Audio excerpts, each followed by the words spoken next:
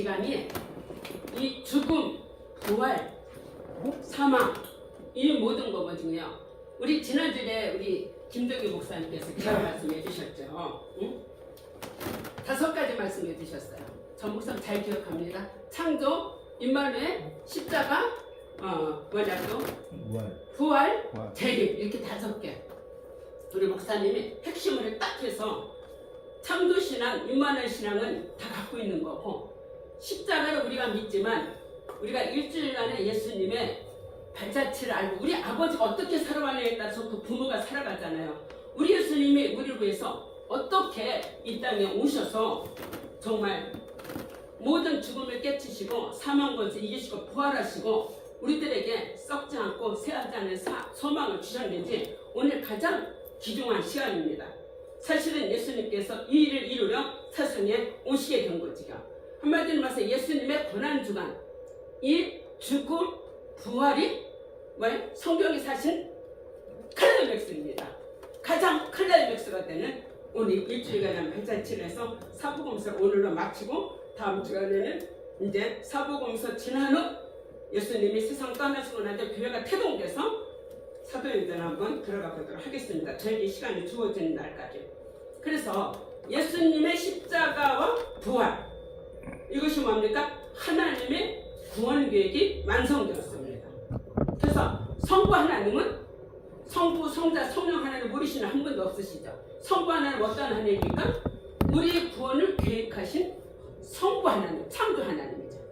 우리의 모든 교훈을 계획하신 창조 하나님, 성자 예수님은 성부 하나님의 계획 속에 인간의 육신의 몸을 입고 이 땅에 오셔서 십자가에 달려 죽어 돌아가심으로 우리의 구원 성취 이루어지신 성자 예수님. 그 성자 예수님이 이 모든 것을 구원의 계획을 완성하시고 가심으로 어떤 분이요? 성령 하나님께서 하나님의 섭리와 경륜을 따라 각 사람에게 적용하는 일을 행하신 분이 성령 하나님. 이렇게 성부, 성자, 성령 하나님, 성부 하나님이 계획하시고 성자 예수님은 성취하시고 성령 하나님은 오늘 교회를 따라 우리 속에 일하게 하신 하나님. 지금도 일주일간의 발자취는 생생하게 살아있는 예수님의 이야기입니다. 그래서 오늘 예수님의 일주일간의 발자취를 한번 간단하지만 1시간 동안 정리해 보도록 하겠습니다. 자, 예수님이 십자가에서 다 이루었다 말씀하신 의미는 뭘까요? 십자가에서 다 이루었다. 우리 남 목사님 이 말씀 예수님이 다 이루었다 하고 가상칠언 중에 말씀하신 뭘까요? 하느님의 계획을 구원. 승천하셨다, 부활하셨다. 구원. 우리 장로님 구원. 네, 다 좋습니다. 다 좋은데 예수님이 십자가에서 다 이루었다 하신 말씀 의미는 가장 기본으로 복잡하게 생각하지 말고 이는 말씀을 이루려 하심이라. 아멘. 네, 말씀을. 그래서 신약의 모든 말씀에 와서 신약에 와서 예수님이 오신 것, 잉태한 모든 것 이는 성경을 응하게 하려 하십니다. 그러니까 하나님의 계획 속에서 모든 구약 성경을 예수님을 보내주셔서 이루신 것이 이는 구원을 이루려 하십니다. 이는 성경을 이루려 하십니다. 모든 일들이 다 성경을 이루는 것이 바로 신약의 말씀입니다. 그래서 우리 여태까지 5주 동안인가 사복음서를 말씀을 나눴습니다. 근데 이제 예수님 5대 사역이 탄생, 활동, 죽음, 부활, 승천이라고 그랬죠. 근데 이 5대 사역에서 가장 강조된 것이 죽음과 부활 강조인데 일주일간의 기간이 얼마냐면 3분의 1을 차지합니다. 3분의 1을 차지해요, 성경이. 그래서 마태복음 28장까지 있는데 21장부터 28장까지 3분의 1이 다 예수님의 죽음과 부활에 대한 얘기입니다. 그리고 또 마가복음도 16장까지 있는데 11장부터 예수님이 죽음, 부활에 대한 얘기입니다. 그래서 3분의 1을 차지하는 거. 사실 그래서 예수님의 일주일간의 발자취가 굉장히 클라이맥스로 중요한 것이죠. 그래서 이제 3월 마지막 주에 부활절에서 죽음, 부활이 가장 소중한 겁니다. 그래서 예수님이 이 땅에 오셔서 십자가 지시기까지 신문당하시고 죽음당하시고 부활하셨죠. 근데 예수님이 신문 받기 전에 예수님이 맨 먼저 제자들을 발효시키셨어요. 물론 이스라엘은 지역적으로 이렇게 이 양발을 신고 다니지 않고 샌들을 신고 다녀요. 그래서 언제나 식사하기 전에 발을 닦는 습관이 있다고 합니다. 근데 예수님이 12제자와 이 최후의 만찬을 하기 전에 먼저 예수님이 제자들의 발을 씻겨주셨죠. 그러고 나서 두 번째 최후의 만찬을 제자들과 하고 있죠. 근데 이 최후의 만찬 하기 전에 누가 있을까? 이거 좀 뛰어난 사람이 누가 있죠? 12제자 중에 바로 가룟유다라는 사람은 이 최후의 만찬 자리에 참여하기 전에 이미 예수님은 계획을 세우고 참석하셔서 예수님이 최후의 만찬하면서 이 그릇에 함께 이 자리에 있는 사람이 나는 팔자가 있다 하니까 제자들이 그래서 오늘 번거맞잖아. 누구죠? 난 아니죠. 이런 거야. 그래서 이 그릇에 함께 손을 넣는 자가 나는 팔리다. 바로 그 사람이 가룟유다였어. 그래서 가룟유다가 하신 말씀이 있죠. 차라리 그 사람은 나지 않았다면 좋아할 뻔했다. 우리가 이 땅에 하나님을 보내주셨는데 나지 않으면 좋을 뻔했던 사람이 그러면 절대 안 되겠죠. 없어서는 안 해줄 사람이 돼야 됩니다. 그래서 예수님이 신문을 이렇게 당하셨죠. 신문을 당하시고 나신 다음에 어떻게 됐었어요? 죽으시고 십자가에서 이렇게 두 강도가 죽으시고 부활하셨습니다. 그래서 이게 예수님의 이제 신문, 죽음, 부활의 간단한 과정입니다. 그래서 예수님이 몇 번 신문을 당하셨냐면 5번 신문을 당하셨어요. 5번 신문을 당하셨는데 첫 번째는 안나스에게 신문을 봐요. 안나스가 누구냐면 한마디로 대제사장인데 이 가야바의 장인이에요. 대제사장으로부터 먼저 신문을 첫째 대제사장으로 신문을 받았죠. 그 다음 두 번째는 가야바와 산헤드린 공의 신문을 받았어요. 그 산헤드린이란 뭐냐면 한마디로 모세 시대부터 70명 장로들을 이렇게 뽑아서 모이스 때 이렇게 같이 회의를 하고 결의를 했는데 그것이 전통이 돼서 산헤드린 공회가 바로 있는 거예요. 그러니까 오늘날 쉽게 말하면 한 대법원 정도 된다고 왜 최종 결정하잖아요. 대법원에 가서. 그래서 거기서 정이 내렸지만 더 바꿀 수 없는 거야. 그러니까 최고의 의결기관이에요. 거기에 예수님이 없으신 예수님이 빨간 거 넘겨주셨어요. 그 다음에 세 번째는 그렇게 해서 빌라도에게 이제 그때 당시 총독에게 넘겨줬어요. 빌라도에게 넘겨줬는데 빌라도가 가만히 보니까 자기의 권한의 지역이 아닌 것 같아. 우리도 이렇게 왜 텔레비에 보면 충청도하고 전라도 갈라져 있고 그러면 우리 관할 지역이 아니다. 니네 지역이다. 이렇게 서로 하잖아요. 그러듯이 빌라도가 처음에 맡았는데 헤롯의 관할 지역인 것 같으니까 헤롯에게로 보냈었어요. 네 번째 헤롯에게 이렇게 보냈던 거예요. 근데 헤롯에게 보냈는데 예수님은 그때 당시 이슈 핫한 인물이었거든요. 그러니까 이 헤롯이 왕이 예수님을 좀 어떻게 생겼는지 보고 싶은 거야. 근데 예수님이 딱 나타나니까 예수님을 희롱하고 조롱하고 네가 유대인의 왕이냐? 그러면서 네가 이 기적을 행했냐? 이제 희롱하고 빈정된 거죠. 근데 헤롯이 다시 빌라도에게 보냈습니다. 다시 5번에 빌라도에게 다시 이렇게 보내는 것을 보죠. 빌라도에게 보냈다가 결국은 예수님이 갈보리 십자가에서 죽으시고 무덤에서 사신 것을 볼 수 있습니다. 이래서 이렇게 5번 안나스와 가야바 산야되는 공에 빌라도에게 갔다가 다시 헤롯에게 갔다가 다시 빌라도로 와서 오늘도 사도신경 했는데 본디오 빌라도에게 권한을 받으사라는 이름이 빌라도가 만약에 지옥이었다면 지옥 가서 이 수많은 이 본디오 빌라도의 신앙 고백이 들어있는데 판단을 잘못해서 자기는 예수님이 무죄 죄가 없다고 했음에도 불구하고 아내가 꿈까지 꿔서 그 사람에게 어떤 일을 하지 말라고 했는데도 불구하고 백성들이 밀란이 일어나니까 좋다 그럼 너네들 알아서 하라고 빌라도가 손을 씻고 나는 무죄하다 너희가 알아서 하라. 그러니까 유다 이스라엘 백성들이 그 모든 죄와 벌을 우리들에게 돌려달라고 했죠. 그래서 지금까지도 어쩌면 이스라엘이 지금 계속 이렇게 전쟁을 하고 싸움을 하고 있는 것을 볼 수가 있습니다. 그래서 그림으로 보는 십자가 시대 이것도 지난번에 한번 했는데 전체적으로 예수님이 이렇게 가룟유다로부터 이렇게 예수님을 팔기 위해서 다음에 예수님 발을 씻기는 거죠. 예수님의 발을 씻기고 최후 만찬합니다. 그래서 예수님의 최후의 만찬을 하고 십자가에 돌아가시기 직전에 어디 갔습니까? 겟세마네 동산에서 기도를 하셨죠. 그리고 예수님이 그 밤에 목요일 밤에 성찬 최후 만찬하고 목요일 밤에 척포되셨어요. 척포되셔서 새벽 3시에 척포되실 가서 신문을 담고 맞으시고 십자가에 달려 돌아가셨죠. 그 십자가에서 6시간 있는 동안에 6시간 있는 동안에 있다 6시간 있는 동안에 온 땅이 뒤엎었습니다. 그리고 예수님이 휘장을 찢으시게 된 거죠. 성전의 휘장이 아래에서 찢어져서 뭡니까? 바로 우리가 하나님 앞에 나가게 된 거죠. 그리고 부활 간단하게 십자가를 통해서 5시대를 말씀드렸듯이 신학교 목수시대, 주당시대, 선택시대, 교육시대, 십자가시대. 그 다음에 이제 앞으로 교회시대, 1차, 2차, 3차 전도, 옥중시대, 마감시대, 안성시대로 갑니다. 그래서 여기 한번 그럼 이게 노마시대 예수님이 노마시대에 탄생을 하셨어요.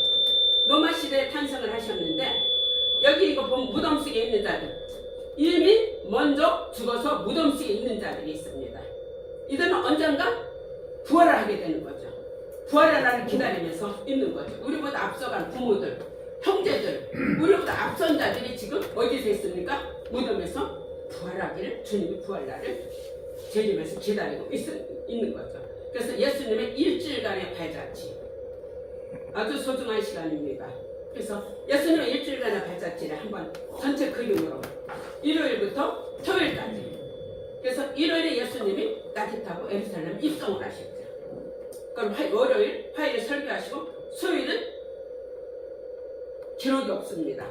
그리고 목요일날 최후 만찬하시고 금요일날 새벽 3시에 신문을 받으러 가셔갖고 그때부터 예수님이 고난을 당하셨죠. 그리고 금요일날 아침 9시에 십자가에 달리셔서 몇 시까지요?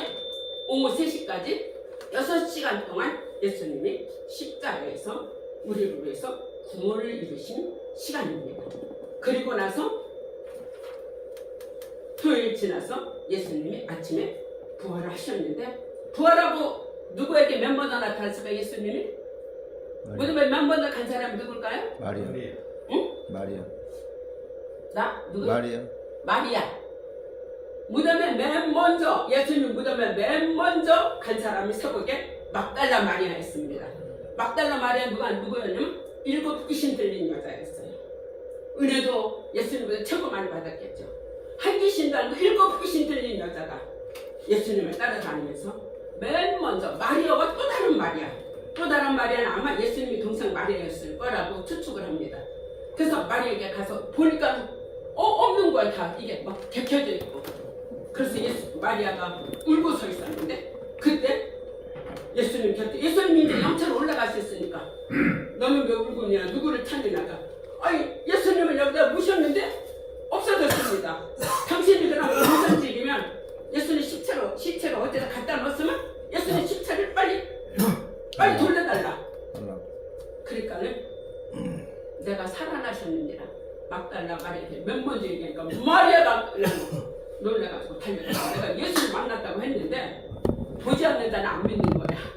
그리고 예수님이 나타나신 것을 이제 일주일간의 발자취를 말하고 있습니다. 그래서 이거는 이제 예루살렘 성전 주변인데 일요일에는 예수님이 이렇게 나귀를 타고 이렇게 올라가셨습니다. 나귀를 타고 올라가서 예루살렘에 이렇게 입성하신 것을 우리가 알게 되는 거죠. 예수님 나귀 타고 예루살렘 입성부터 종료절이 시작이 되는 거예요. 그래서 구약 스가랴 9장 9절 바로 아까 말씀한 이 성경을 이루려 하심이라 이 말씀 이루려 하심이라 신학의 말씀이 예수님이 나귀 타고 오신 것이 그냥 나귀 타고 오신 게 아니라 구약의 하나님이 계획하시고 말씀하신 그 말씀을 이루려 하고 작은 나귀 새끼를 타고 가신 거죠. 그래서 예루살렘 입성하실 때에 나귀를 이제 타고 들어가셨는데 맞은편 마을로 가서 매일 나귀와 나귀 새끼를 끌고 오라고 그랬어요. 그래서 주인이 뭐라고 하면 누가 무슨 말을 하거든 주께서 쓰시겠다 해라. 그래서 그대로 가서 시켰더니 주께서 쓰시겠다 하니까 주인이 아무 말 없이 나귀를 내준 것을 볼 수가 있습니다. 우리는 언제나 주께서 쓰시겠다 하면 어디든지 갈 수 있어야 되는 우리가 되는 거죠. 그 다음에 예루살렘 입성을 하시면서 이렇게 올라가실 때, 예루살렘에 들어가시다, 예루살렘 들어가실 때 예수님이 성을 보고 예루살렘 성전을 보고 오셨어요. 어마어마한 해롭 성전인데, 거대한 해롭 성전인데, 인간적인 면으로 보면 유대인 사람들은 그 성전을 보고 좋아하는 거죠. 와, 크고 멋지고 거대하게 해롭 성전. 솔로몬 성전이 너무너무 거대하고 웅장했는데 불타버렸잖아요.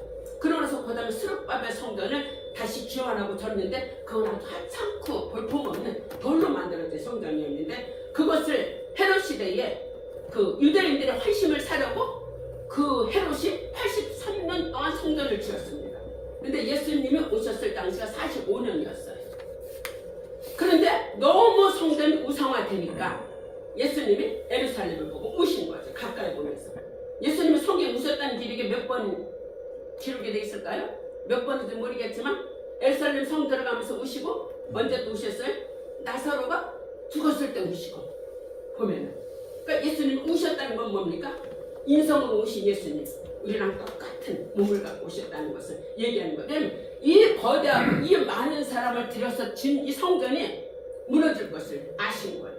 부탁할 것을 아신 거예요. 그걸 말씀하셨잖아요. 이 성전을 헐라? 그러면 내가 3일 만에 다시 세우리라 말씀하신 것을 볼 수가 있죠. 그러니까 한마디로 예루살렘을 멸망보고 우신 것이죠. 그래서 이렇게 거대한 성전이 무너질 것을 아시고 예수님이 울고 계신 거죠. 그래서 나귀를 타고 오신 거. 이 모든 말씀을 응하게 하라 하십니다. 이루려 하십니다. 그랑된 것 같아도 하나님 말씀을 다 하나하나 이루신 성자 예수님입니다. 그래서 월요일 날은 이제 예수님께서 우리 성경 여러분들이 다 무화과 나무를 저주하셨어요. 왜냐하면 무화과 나무를 저주하고 잎만 무성하고 열매가 없으면 아무 소용이 없는 거죠. 그래서 무화과 나무를 이렇게 예수님이 저지해서 이렇게 다 말려비춰진 것을 보게 되는 거죠. 그래서 월요일 날은 무화과 나무를 이렇게 저주했어요. 그래서 무화과 나무를 저주하면서 이제부터 영원토록 내가 열매를 맺지 못하더라. 예수님은 십자가 죽음을 앞에 두고 이스라엘 백성들의 영적인 상태를 진단하는 거죠. 입만 무성한 무화과 나무를 저주하고, 한마디로 말하면 겉으로만 화려하고 열심으로 믿는 것 같고 이마에 말씀 붙이고 손목에 메고 다녔어도 그들의 중심은 예수님을 믿는 없는 거예요. 그러니까 하나님께서 겉으로만 무상한 것 같은 무화과 나무를 저주하셨는데 열매를 맺지 못하는, 아주 무화과 나무 저주를 말씀하시고, 그 다음에 성전을 청결케 하셨어요. 예수님이 공생의 초기에 성전을 청소하셨고 후기에 2번 하셨었어요. 그래서 성전에서 제사장이나 이 모든 사람들이 성전을 장사터로 만드는 거. 그래서 우리 예수님이 성전을 청결하게 하셨죠. 그리고 성전에서 병사를 고치고서 월요일 날 이렇게 무화과 나무 저주하고 성전을 청결케 하신 것을 볼 수가 있습니다. 화요일 날은 예수님이 제일 많이 말씀하셨어요. 화요일 날은 십자가 지기 3일 전이죠. 3일 전인데 부활 후 성천들이 하실 말씀, 재림에 대해서 이 모든 말씀을 많이 해주셨어요. 그래서 열천의 비유도 말씀하시고 달란트 많은 말씀을 이제 하시면서 준비시킨 거죠, 하나님이. 그동안에는 예수님이 말씀 안 하셨다가 십자가를 딱 지시기로 딱 이제 결정이 되셨잖아요. 십자가 지시는 시간만 남았을 때에 예수님이 이렇게 재림에 대해서, 부활에 대해서 이렇게 말씀해 주시면서 나 간다. 마태복음 21장 뭡니까? 예수님이 나 떠나간다. 마태복음 24장은 예수님이 어떻게 됩니까? 나 이사 간다. 어디로 이사 갑니까? 24장은 천국으로 이사 가시는 거예요. 그래서 우리가 이렇게 기억할 수 있게 된 거죠. 그래서 열천의 비유에 대해서 말씀하셨죠. 너희는 깨어있어라. 그날과 그때를 알지 못하는다. 잘하지만 5처녀는 등불과 기름을 준비했는데 5처녀는 뭐만 있어요? 등만 있고 기름이 없어. 떨어져서 우리 좀 꺼달라니까 안 꺼주죠. 그래서 정말 재림 때에는 등불과 기름 함께 준비할 수 있는, 그래서 열천의 비유에 대해서 말씀을 하신 것을 우리가 볼 수 있는 거죠. 또 달란트 비유, 5달란트, 3달란트 다 유명한 얘기죠. 근데 5달란트, 3달란트 받은 자는 많은 것을 남겼습니다. 그런데 1달란트 받은 자는 어떻게 됐습니까? 그대로 땅에 묻어두었다가 주인 앞에 내어놨습니다. 주인 앞에 내어내니까 5달란트와 3달란트, 2달란트 받은 자에겐 하나님께서 잘했다, 착한 종아 칭찬하셨지만 1달란트는 그대로 땅에 묻어 내어놨어요. 이때는 어떻게 됐습니까? 악하고 게으른 종아. 적다고 안 하는 게 아니라 사람마다 다 각자 자기 일이 있습니다. 반주하는 일이 있고, 또 저처럼 이렇게 말씀 사역하는 일도 있고, 또 이렇게 다 일이 있으면 자기의 달란트를 많은 이익을 남길 수 있어야 되는 거예요. 그래서 1달란트 받은 자는 내가 그러면 조금 받아서 5달란트 받은 자거든. 5달란트 받은 5달란트를 남기고, 2달란트 받은 2달란트를 남기고, 1달란트는 그것마저 없어질까봐 장사를 안 한 거야. 그리고 땅에 묻어두었다가 그대로 내놓게 됐는데, 있는 자는 받아 풍족하게 되고 없는 자는 있는 것까지 뺏기게 된다는 말씀을 하신 거죠. 그리고 양과 염소에도 얘기했죠. 누가 양이고 누가 염소입니까? 말씀을 잘 순종하면 양인 거죠. 지극히 작은 자게 하지 않은 것이 내게 한 것이야. 너희가 줄일 때, 목마를 때, 오가 갇혔을 때, 헐벗었을 때에 너희가 나를 입히고 먹였냐 말씀하시는 내용입니다. 그러니까 우리가 사람을 차별하지 않고 누군가에게라도 우리가 도움을 줄 수 있는 우리가 돼야 되는 겁니다. 그래서 이게 화요일날 많은 말씀하셨다 해서 두 아들 비유 아시나요? 아들이 둘이 있었어요. 아들이 둘이 있었는데 이제 이 막히고 어디 가는 거예요. 그러면서 큰아들은 포도원에 들어가서 일 하나니까 들어간다고 안 들어가 버렸어. 척겨부리처럼. 그래서 둘째 아들은 들어가라니까 나 안 간다고 아버지 앞에서 말했어. 그런데 결국 이 두 사람 중에서 큰아들은 들어간다 그러고 안 들어갔어. 말 오겠어. 근데 둘째 아들은 안 간다고 안 간다 그러다 가만히 생각해 아니겠어. 들어갔어요. 그러면서 이 둘 중에 누가 아버지 뜻대로 하였느냐. 어떤 자예요?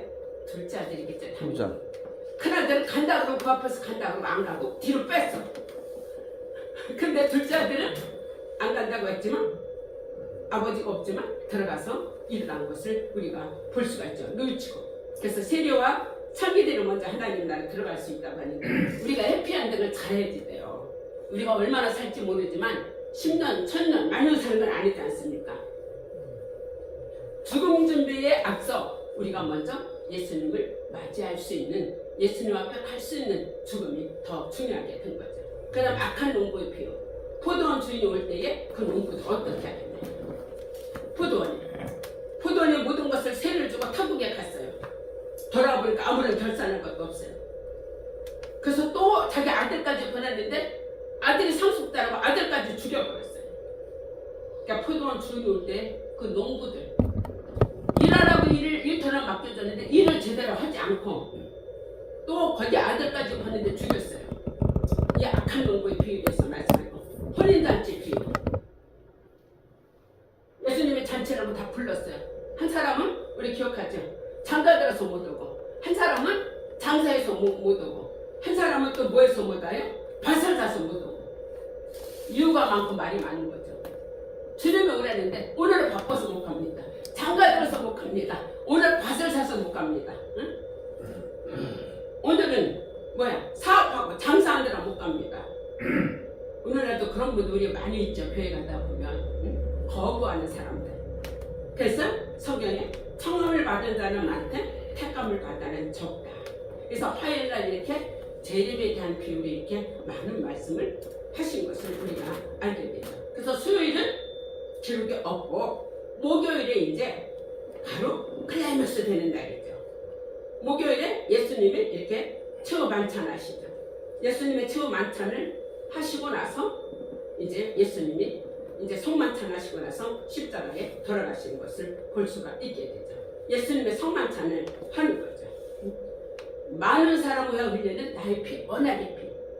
우리 1월 첫째 주에 여기서 성찬식을 했죠. 제가 사실 그때 1월 첫째 주에 제가 금식을 그때 3일째 하는 날이었어요. 그래서 와서 성찬식을 그날 받았거든요. 우리 김정규 목사님. 금식해서 1월 새해 첫 주에 성찬식을 받으니까 정말 제 개인에게 굉장히 은혜로운 시간이었어요. 그날 1월 며칠인가? 어쨌든 제가 금식을 한 3일째 했어요. 그러고 나서 성찬을 받으니까 그 예수님의 살과 포도주가 제 몸에 정말 제가 이렇게 또 금식하면서 성찬을 받으니까 또 경험하지 못하는 것을 제가 경험을 하게 됐어요. 성찬 받으면서 금식을 한 번도 없거든. 근데 이번에 어떻게 이렇게 금식을 하면서 그날 제가 말씀이라서 말씀 전하는 시간을 하게 됐죠. 그래서 내가 이게 또 이 체험을 또 제가 또 아주 색다른 저 개인적으로 체험을 하게 됐어요. 금식하면서 받은 성찬, 그때 금식하면서 3일째 하면서 받게 됐는데 그때 며칠 금식했었거든요. 세야가 됐어요. 그 성만찬, 이거는 언약의 피란 말이에요. 약속의 피란 얘기죠. 그래서 우리를 모든 죄에서 건져내시는 담보하시는 피, 우리를 담보해 주시기 위해서 이미 우리를 보증해 주시는 그 피를 말합니다. 그 다음에 예수님이 요한복음 10장에 고별사를 말씀하셨죠. 너희를 위하여 처소를 예비하러 가노니. 예수님이 오실 때도 임마누엘 오셨죠. 천하가 잉태한 자 그 이름 임마누엘이라. 가시면서도 내가 가면 너희에게 뭘 주겠다 그랬어요? 보혜사 성령님을 보내주시겠다고 했어요. 그래서 예수님의 고별사하면서 처소까지 미리 우리가 있을 곳을 예비해 준다는 얘기죠. 예비해로 그곳에, 그러니까 하나님은 우리의 삶이 이 땅에서도 함께하고 떠나면서도 고별사로 내가 너희 위해서 집을 예배하라 한다. 처소를 예배하라 한다. 그렇게 말씀하신 임마누엘 하나님. 그래서 시작서 우리 지난번에 김정기 목사 말씀하셨듯이 창조의 믿음 임마누엘입니다. 언제나 이 땅에서도 임마누엘, 천국 가서도 처소를 예배하는 임마누엘 하나님께 가는 것입니다. 그리고 보혜사 약속, 진리의 성령이 오시면 우리를 인도하시는 거죠. 예수님의 떠나감으로 우리에게 유익이 된 거죠. 바로 우리의 좌편에 우편에 예수님을 우리가 모시고 사는 거죠. 그 주님 우리와 함께 하는 거죠. 성령께서. 그래서 목요일날 이렇게 예수님이 이제 이렇게 겟세마네 동산으로 올라가십니다. 십자가 앞에 놓고. 그러니까 최후의 만찬 마치고 나서 예수님이 바로 십자가 지기 한두 시간 전에 겟세마네 가서 기도하시는 모습입니다. 기도를 하시면서 예수님이 기도하시는 거죠. 예수님은 인성으로 오신 예수님입니다. 그러니까 예수님 뭐라고 기도하셨어요? 이 잔을 내게서 지나가게 하옵소서. 나의 원대로 마옵시고 아버지 원대로 하옵소서. 참 우리가 우리의 원하는 말 기도하게 되지 아버지 원대로 되긴 아니라 기도가 잘 되지 않죠. 예수님 우리에게 모범을 가르쳐준 기도라고 볼 수 있습니다. 그러면서 제자들이 같이 따라가는데 제자들이 다 잠을 잤어요. 그래서 마음에 누웠는데 육신이 약하더라. 예수님의 십자가 지시는 마음을 하나도 헤아린 제자가 없어요. 여러분들 우리가 부모의 마음을 헤아리나요? 부모에 돌아가실 때 된다고 부모 마음 헤아리나요? 돌아가시고 나면 얼마 후에 이제 하지 몰라요. 오히려 부모님이 돌아가신 앞장서서 어느 집에는 재산상 얼마 내 몫이 들어올 건지 어떻게 할 건지 그거 갖고 싸우는 집도 꽤 있어요. 예수님 제자들도 예수님이 이렇게 심각한 죽음을 앞두고 기도를 하는데 예수님 제자들끼리 이제 예수님이 이제 왕으로 오시잖아요. 다시. 그러면 이제 자기들 한 자리에 차지하잖아. 자기들끼리 제자들끼리 누가 더 키냐, 누가 예수님의 앞자리 서느냐. 바로 오늘날 똑같은 거예요. 누가 우리 아버지 돌아가시면 누가 저 재산을 더 많이 받냐, 내 것이 더 많이 되느냐. 이런 정말 예수님 제자들이 터무니없는 기적의 싸움을 하고 있었다는 얘기죠. 근데 거기에다가 또 누가 있었어요? 나를 파는 자가 가까이 왔느니라. 인자의 손에 팔리리라. 거기다가 가룟 유다는 예수님을 팔아넘기기로 작정을 했어요. 자, 지금 예수님이 가시지 않았으니까 제자들이 성령을 받지 못했죠. 그러니까 인간적인 열심으로 따라다녔어. 따라다닌 그 중에 누가 더 키가 크냐, 누가 앞자리 차지하냐고 서로가 싸움하는 거야. 나다. 거기다가 또 예수님과 한 솥에 그림을 넣는 자가 나를 팔리라. 예수님이 파는 거예요. 예수님은 가리는 자가 팔기로 작정하는 거예요. 여러분 우리들도 이렇게 보면 집에서도 말씀이 있죠. 네? 성경에 그 말씀이 있죠. 집안에 원수가 있다는 말이 맞을 수도 있는 것도 있어요. 그거 왜 그럴까요? 예수님 따라다니는 제자가 이렇게 예수님을 이렇게 팔게 됐죠. 나와 함께 그릇에 손을 넣는 자. 참 우리가 하나님 앞에 어떤 사람들이 생각해 볼 수가 있는 거죠. 바로 예수님이 잡히시기 3일 전이에요. 3일 전에. 그리고 또 베드로는 어떻게 됐어요? 저는 그릇이요 살아계신 하나님의 아들입니다 하고 아주 멋지게 고백해놓고 바로 예수님이 척포되어 끌려가시니까 묻잖아요. 너 베드로 맞지? 너 예수당 맞지? 아니 절대로 난 알지도 못하고 듣지도 못해. 바로 이런 상황입니다. 예수님이 베드로가 3번 부인할 것도 예수님이 아셨죠. 아셨지만 연약함을 아시고 그 베드로를 어떻게 하셨어요? 하나님께서 다시면서 수제대 때 가시는 것을 볼 수가 있는데 우리가 무릇 지킬 만한 것보다 우리의 마음을 지키는 게 정말 중요한데 이 마음도 누가 지켜주셔야 돼? 하늘에 하나님이 지켜주냐면 내 마음 나도 몰라. 가는 누다에게 사탄이 들어가 어찌하여 내 속에 사탄이 들어가느냐 그랬잖아요. 그렇죠. 그러니까 누구에게 어떤 사람이 사탄이 들어가면 무슨 짓 하는지 모르는 거예요. 그래서 우리 자신을 언제나 늘 지키는 게 중요하게 되는 거죠.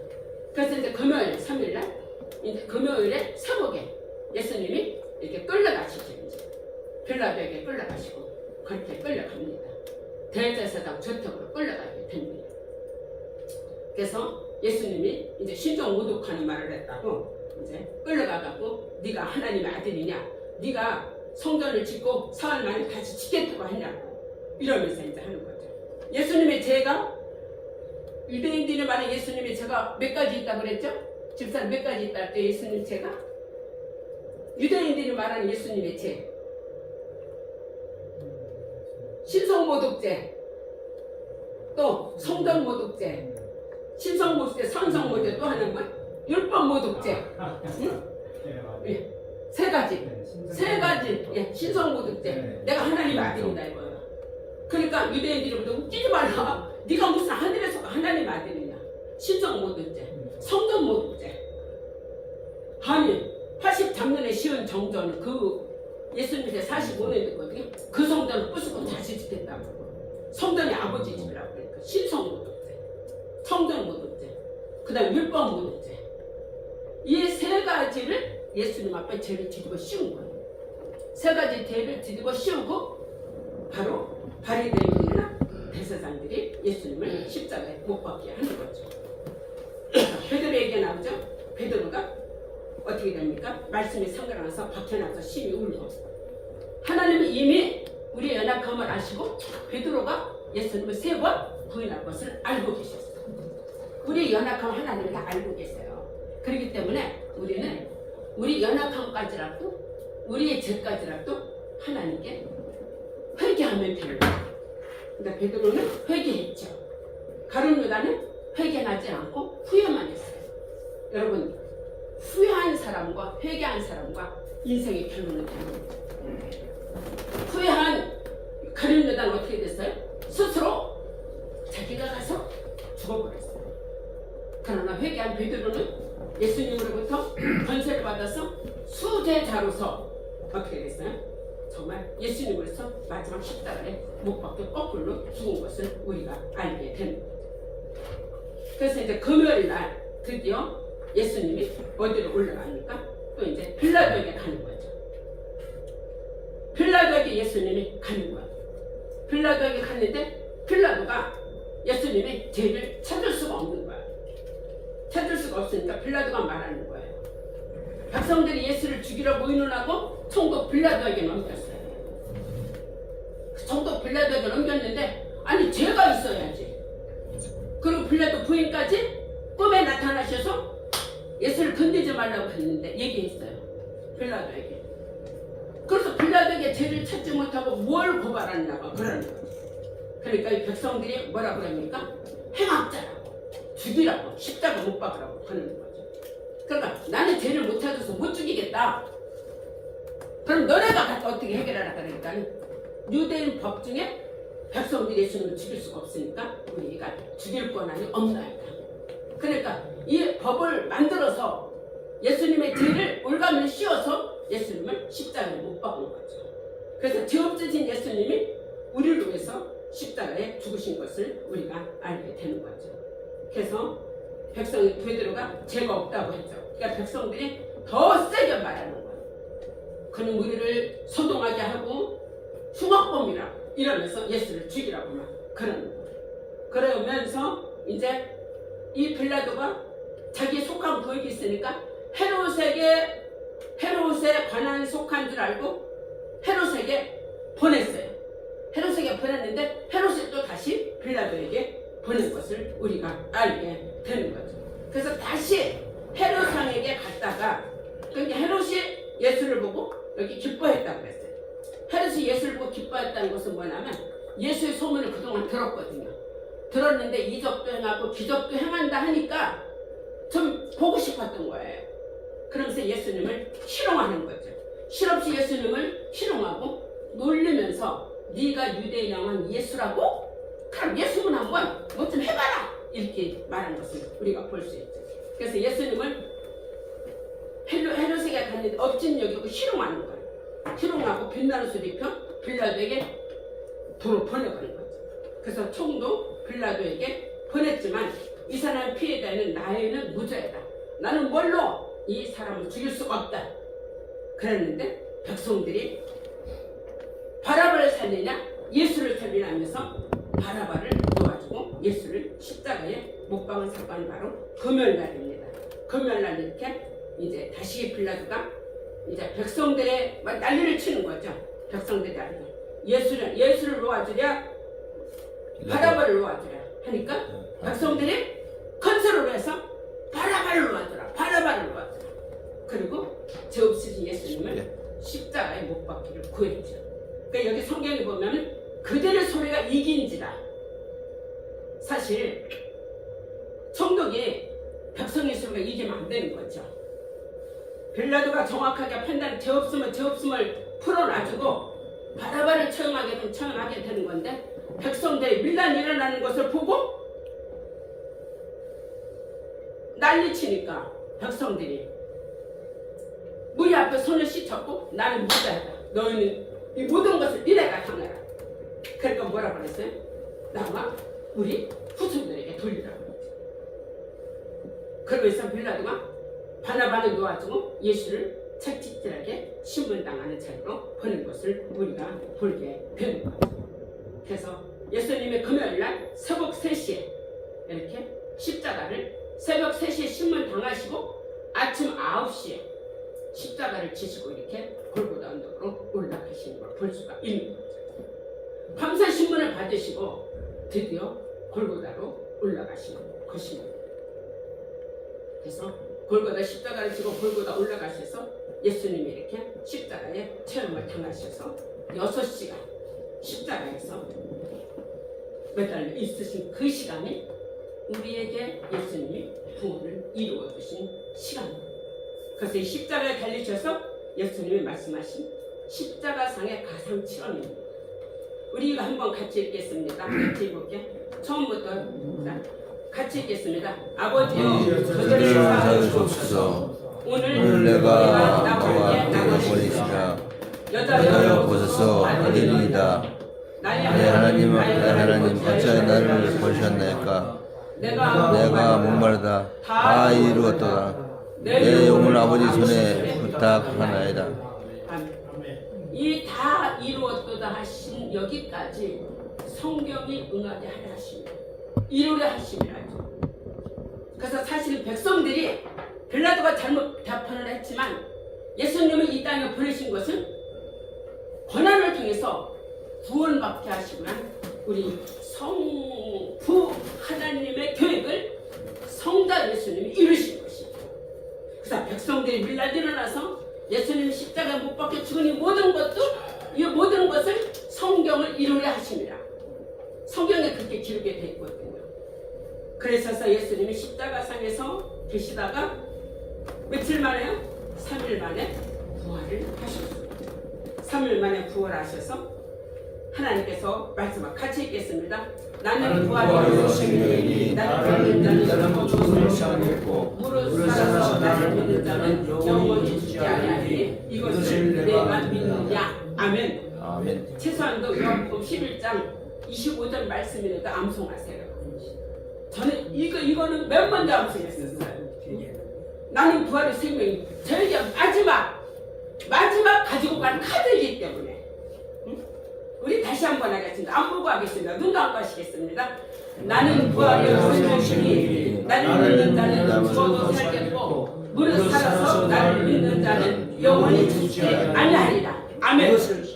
이 말씀 여러분들 꼭 부활의 말씀. 요한복음 11장 25절. 누가 앞에서 이 말씀 하신 겁니까? 죽은 예수님. 나사로 앞에서 이 말씀을 하신 거죠. 그래서 예수님은 부활하시고 나셔서 며칠 동안에 40일 동안에 오셨어요. 그래서 너희에게 평강이 있을지어라고 아멘. 예수님이 나타나셨어요. 그래서 40일 동안에 9번 나타나신 거예요. 몇 번 더 누구에게 한다? 무덤 옆에 막달라 마리아에게 나타났어요. 그 다음에 예루살렘에 다른 여자들이 엠마오로 내려가는 주대적에 내려가는 거예요. 예수님 얘기하면서 예수님 시체가 없어졌대. 어떻게 됐대? 예수님이 그들과 가라면서 너희들 무슨 얘기하고 있냐? 아, 예수님이 시체가 없어졌어요. 바로 내가 그니라 하면서 그들에게 마음이 뜨겁게 성경을 가르쳐 주신 것을 우리가 볼 수가 있죠. 그래서 낙심하며 내려가는 엠마오 주대자에게, 그 다음에 베드로에게, 도마에게, 우리 무슨 일이 있으면 꼭 빠지는 사람 한 사람이 있죠. 그리고 나중에 깐소리하는 사람이 있죠. 바로 도마가 그 사람이었어. 빠지면 그 사람은 꼭 나중에 가서 딴소리해요. 그리고 그 사람이 문제를 일으키는 거가 있어. 그냥 다 같이 의견했다면 그런 줄 알아야 되는데 뭐가 어쩌고 저쩌고 이유를 내. 도마가 그 자리에 없었어요. 나는 못 믿어. 나는 그 옆구리를 보지 않고 옆구리를 만지지 않고 손을 만지다 십자가 못 박힌 손을 만지지 않고 못 믿는다. 그런데 예수님이 도마가 빠진 11제자에게 나타났지만 다시 또 도마에게 예수님이 나타나셨어요. 나타나서 믿음 없는 자가 되지 말고 믿음 있는 자가 되라. 나를 본 걸 믿느냐?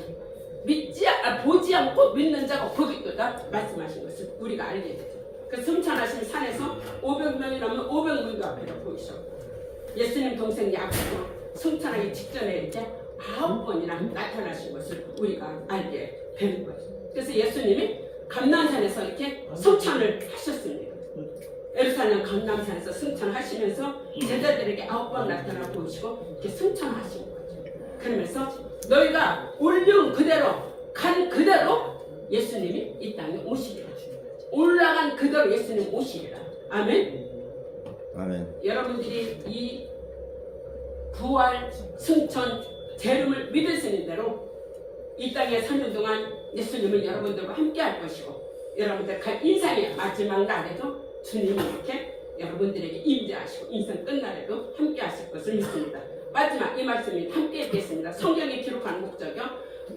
오직 이것을 기록하면 너희로 예수께서 하나님의 아들 그리스도를 우리에게 하며 또 너희를 믿고 그 이름을 힘입어 생명을 얻게 하려 함이라. 결국에 요한복음 마지막 20장 31절에 이 모든 일을 하나님께서 우리를 구원하시고 생명을 얻게 하시려고 주신 바로 말씀입니다. 이렇게 해서 간단하게 예수님의 일주일간의 발자취를 마치겠습니다. 감사합니다.